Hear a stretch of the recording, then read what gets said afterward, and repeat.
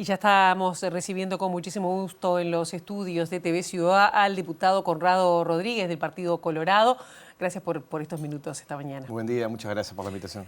Bueno, varios temas que tienen que ver con la Cámara de Diputados. Uno de ellos, bueno, que ya hemos venido hablando y que ya ayer se terminó de votar, la exención de la intervención en el CASMU. Quedan algunos temas que, a petición de la coalición republicana, de la oposición, bueno, quedan pendientes para resolver en los próximos 15 días como condicionantes para dar esta garantía que necesita, ¿no? Sí, efectivamente, en el día de ayer lo que se hizo fue acompañar, votar por unanimidad de todos los partidos políticos la prórroga de la intervención de CASMU.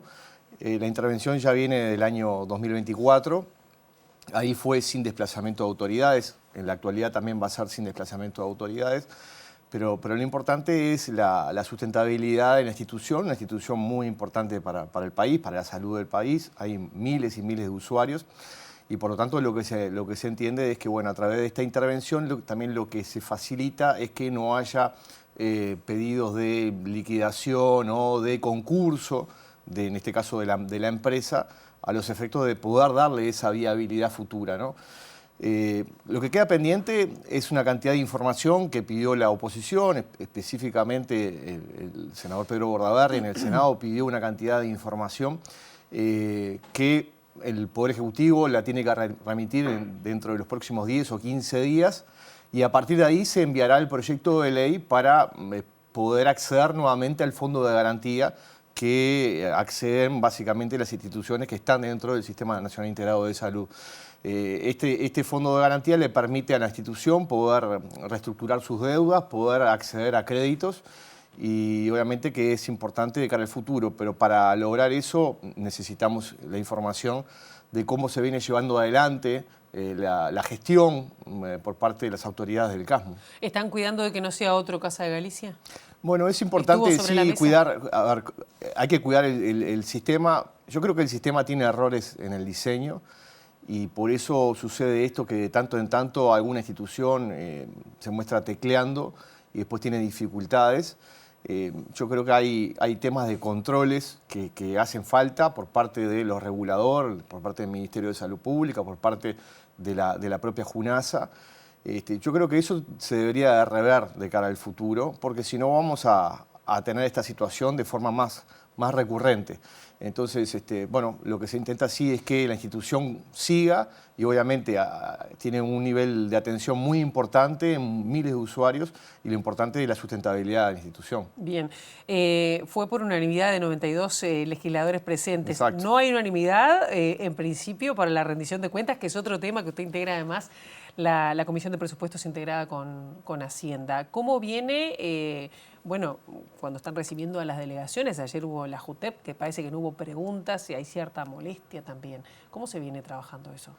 Bueno, se viene trabajando intensamente. Ustedes saben que tanto la ley de presupuesto como la ley de rendición de cuentas, que son todos los años con posibilidades de hacer modificaciones presupuestales sobre la ley de presupuesto. O sea, la ley de presupuesto fija el rumbo de los 5 años y luego las rendiciones de cuentas van haciendo ajustes, al mismo tiempo que se rinde cuentas del ejercicio anterior.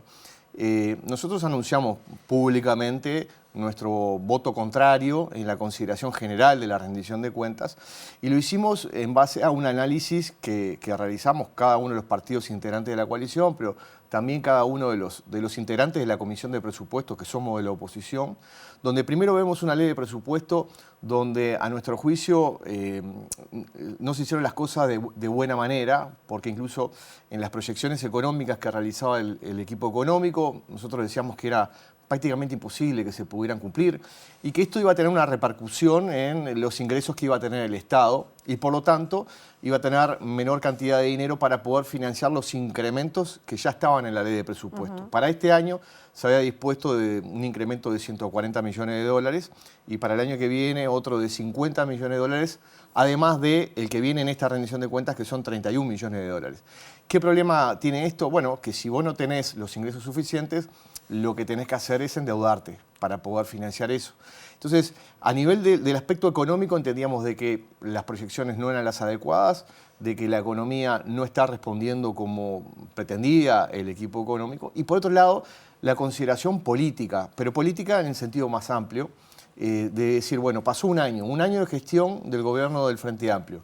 Nosotros tenemos que pasar raya y decir, bueno, a ver, de todas las promesas que hicieron durante la campaña y en su programa de gobierno, ¿cuáles cumplieron y cuáles no? Bueno, cuando pasamos raya nos damos cuenta de que efectivamente no se han cumplido una cantidad de promesas de campaña y eso nos lleva a nosotros, o sea, la expectativa que tenía la gente está muy claro porque está en todos los sondeos de opinión pública, nos lleva a nosotros a decir ya desde ya que votamos en contra de la consideración general de la ley, sin perjuicio de que como toda ley tiene una votación general y luego votación artículo por artículo. Si se pasa a la votación de artículo por artículo, estamos dispuestos a hacer obviamente cambios, aportes para poder mejorar lo que viene del Poder Ejecutivo. Yo le pregunto si no hay una lectura, primero si con estas sesiones que recibieron en la Universidad de la República, bueno, todos los organismos del Estado y otros tipos de delegaciones, no ha cambiado, no cambia la posición. Y por otro lado, si no es un cálculo político o irresponsabilidad política, le pregunto si porque empujan por ejemplo, a la gente de Cabildo Abierto, que son 2 los votos necesarios, a que se apruebe en general, para luego hacer cambios puntuales.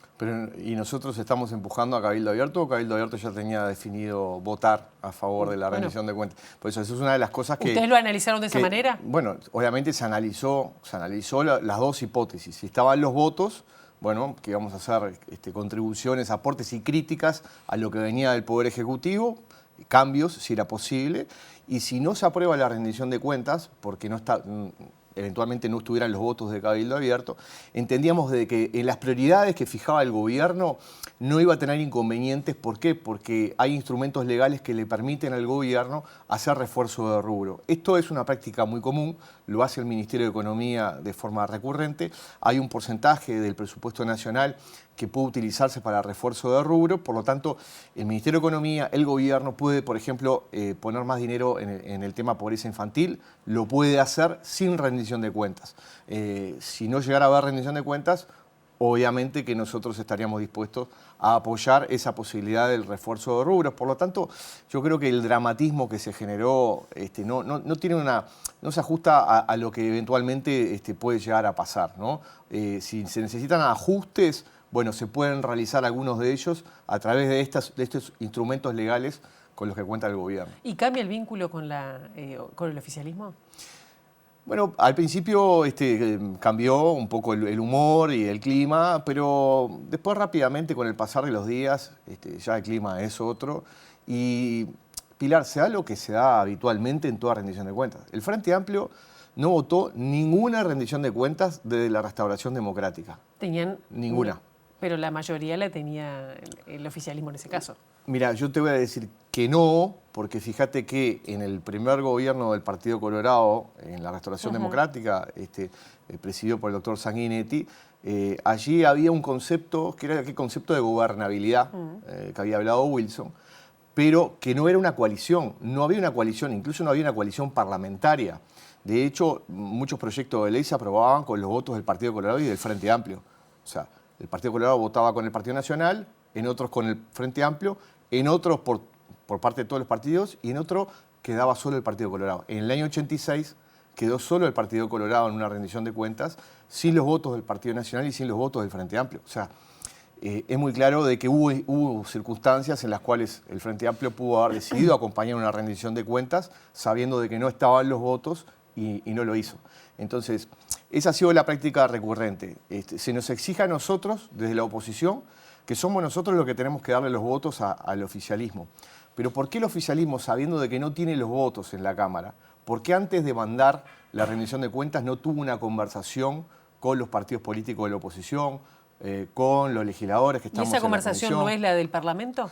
Los 45 días de la rendición. La negociación del Parlamento es fundamental, pero en una previa, antes de enviar el proyecto de ley, para ver cuáles iban a ser los grandes trazos de ese proyecto de ley. Si tú no tenés mayorías, ¿no sería conveniente primero haber convocado a los partidos políticos de la oposición? ¿Le falta diálogo Y eso no sucedió. ¿Le falta diálogo al Frente Amplio con el resto de los partidos por fuera del Parlamento? Por fuera del Parlamento sí, yo creo que sí, que falta más diálogo. En el Parlamento, obviamente, que nos cruzamos todo el tiempo, estamos en las comisiones, y hablamos de forma reiterada. Bien, te voy a sacar de ahí y voy a hablar de lema único, que volvió ahora, falta todavía para las elecciones, pero son temas que me imagino que deben estar en la charla con respecto al lema único de la coalición republicana. ¿El Partido Colorado cuándo va a tomar una decisión? Si esto está planteado, si hay fechas, si hay plazos, porque exigen una cantidad de reacomodos. Sí, a ver, primero, ¿Y cuál es tu opinión personal? hace pocos días el senador Javier García, en el Congreso de su espacio político, de la lista 40, lanzó la idea de ir en un lema único ya en octubre del año 2029. No hay una propuesta formal del Partido Nacional, sino que fue una propuesta del senador Javier García y de su sector político.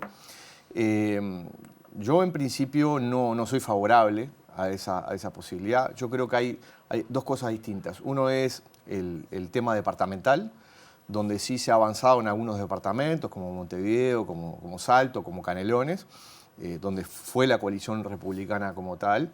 Y una cosa distinta es lo nacional. Lo departamental, generalmente no se juegan cuestiones que tienen que ver con lo ideológico, sino más bien de administración, de llevar adelante los cometidos esenciales de toda intendencia, ¿no? La recolección de basura, el tema de la pavimentación de las calles, etc.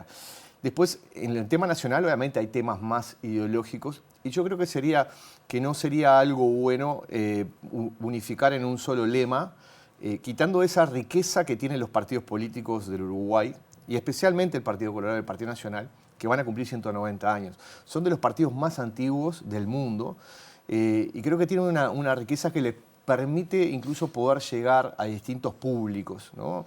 Si se fuera todo en un mismo lema, posiblemente lo que podría llegar a ocurrir, no va a haber una suma aritmética de las fuerzas políticas, sino que va a haber gente que no va a estar dispuesta a esa desconfiguración de los partidos políticos, y creo que eso desde el punto de vista de la esencia de los partidos, creo que no es bueno, y desde el punto de vista incluso electoral tampoco lo es.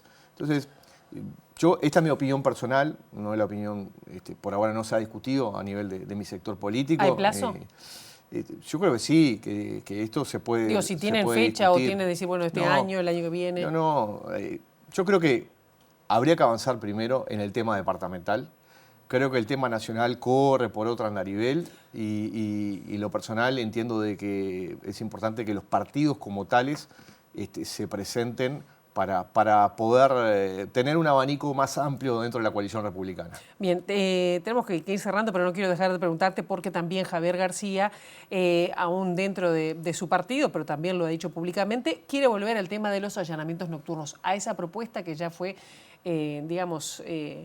puesta en consideración de la ciudadanía. ¿Cómo ves la posibilidad de cambiar la Constitución para poder habilitar los allanamientos nocturnos? ¿Es una posibilidad? ¿Está sobre la mesa? Yo creo que está sobre la mesa. Es una norma que viene de 1830, ¿no? Y en otras circunstancias del país, donde por ejemplo, no existía la luz eléctrica, digamos, ¿no? Entonces se trataba de resguardar el hogar, decía que el hogar es un sagrado inviolable, como dice actualmente la Constitución, para evitar justamente determinadas situaciones de abuso. Ahora, el tiempo ha pasado y esta es una herramienta que utilizan todos los países, ¿no? Hay temas de crimen organizado y de narcotráfico que han avanzado muchísimo en el mundo, en Uruguay muchísimo, y la policía no tiene determinadas herramientas. No solamente la policía, la justicia no tiene determinadas herramientas para poder combatir a la delincuencia organizada. Entonces yo creo que es una herramienta, siempre que se tenga la garantía de una orden judicial, ¿no? Que haya la garantía del Poder Judicial. Así que está arriba de la mesa. Yo creo que si se va hace una reforma, creo que es un instrumento que tiene que tener el Estado, y por lo tanto, en principio soy favorable al mismo. Así que en ese sentido yo no veo reparos. Hay una discusión de si esto fue tratado con anterioridad o no. Convengamos también que esto fue dentro de un paquete más amplio de medidas, que muchas veces las personas podrían estar a favor de los allanamientos nocturnos, pero en contra de otras medidas. Entonces hay que tratar de clarificar un poco el camino. ¿Y el Partido ver Colorado hacia el sería futuro. como que el que haga punta en este tema o espera que... Bueno, puede ser que sí. Se han pronunciado nuestros senadores, lo ha hecho el senador Pedro Bordaberry hace muy poquito. Sé que Andrés Ojeda también lo ha hecho también con anterioridad. Así que, digo, creo que el Partido Colorado va a ir por ahí. Todavía no hay una definición, digamos, si hay que juntar firmas o si bajo un tipo de ley constitucional que prevé la Constitución para ir a una reforma u otro tipo de mecanismo para reformar la Constitución. Conrado Rodríguez, gracias por estos minutos. Muchas gracias a ti.